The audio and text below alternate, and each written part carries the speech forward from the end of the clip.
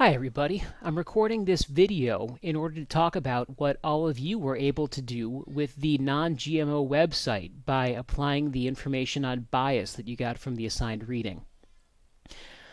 One of the things I liked the most was how much it seemed to resonate with us what that really naughty kind of bias was, and of course that's taking a side by pretending that you're not taking a side at all. A few of us, in fact, noticed that the butterfly and the associated imagery was an important part of the Non-GMO website's efforts to do so. Ashley Maxwell, writes, quote, "This is also shown in the hashtag #BeTheButterfly because this encourages the reader to be part of their narrative." And when Ashley writes their narrative, she's talking about the Non-GMO project. What she means here is that when you see the butterfly, because of course it's a positive image and we're being told to be like it, we identify with the positive message behind it, right? Because we've identified with that message, we're already not necessarily as critical about what that message is or whether it's being fully explained. And that's exactly why the butterfly is such a seductive part of the appeals that the website might make to us. Ashley goes on to write that this is also the website trying to deem itself credible by enticing the audience in by using larger words and sentences and falsely using ideas that are not fully explained.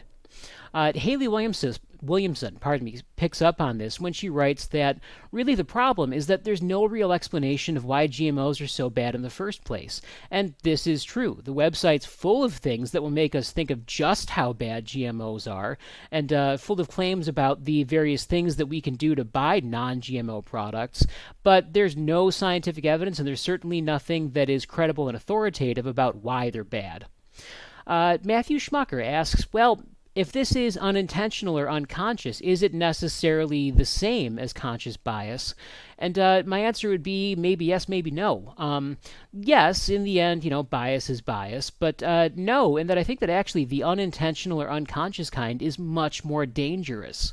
If the bias that makes its way into our writing really is unintentional or unconscious, the danger there is that we don't even realize we've got to go back and counterbalance it. And that can make it very difficult for us as writers to maintain credibility.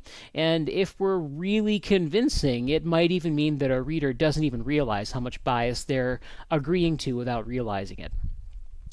The last thing that I wanted to mention here in terms of our website, the Non-GMO project, making itself seem like it's not taking a side, or taking a side by not taking a side, is the .org suffix. Oftentimes when we see a .org, we assume that because it's not for profit, the information on it must be credible because nobody's paying to have that information put there. The associations are effective. I think many of us might draw that conclusion, but it's not always true. Really, .org simply means that you're not making money off it. You could put there whatever you want to. There's really no good, clear connection between a .org website and the reliability of what's on it. Now, in terms of other things that we happen to point out about the bias on the Non-GMO Project website, there are lots of different examples on the website of using a double standard without really acknowledging or explaining why, right? Following that, one of the big problems is a complete lack of updating. Really, the most current information on that website is from 2016. If we look carefully then, we've got to wonder, well, what's happened to the almost 5 years in between? I think that the conclusion would be good that if there's nothing there, it's because of the fact that there's been no new information or no new developments that have bolstered the Non-GMO project's agenda the way that they would like to. So if this or any other website isn't updated, you've got to be able to ask why, especially if that website is claiming to give authoritative information. Now, just to call out a couple of the students who are really doing it well here, Numair Imran writes, examples of the website trying to use big words to make it seem more credible are seen almost throughout each section of the page. The page's own definition of biotechnology and genetic engineering use lexicon that only someone from a STEM-related background may know of. Phrases such as in vitro nucleic acid techniques and CRISPR, TALEN, RNAi, ODM, and gene-driven are littered throughout the definitions with little to no context of anything that may be GMO related.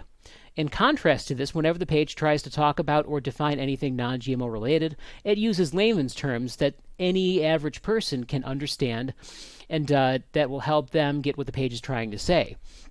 Basically, the bigger and more technical the word is, the more likely it is that you can rely on it as being scary to somebody who doesn't know what it means.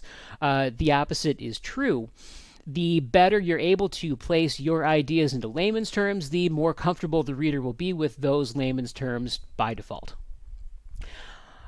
Just as I get towards the end here, really Tiffany Lowell capped things off very nicely when she wrote, quote, "They also don't explain all the ideas very well. It's like they just want you on their side and that's it. Like you can't have your own opinion about GMOs." And that last part is very, very appealing to me. It's well said. Oftentimes, one of the best ways that we've got to be able to sniff out a problem with bias is where we realize that we're not being able to form our own opinion, or we're not being allowed to form our own opinion.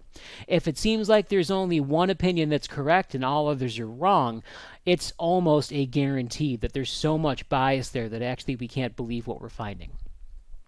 Thanks to everybody for watching this video and listening along. And if you haven't got the chance to take a look at the bias notes on the Non-GMO Project website, I recommend doing so.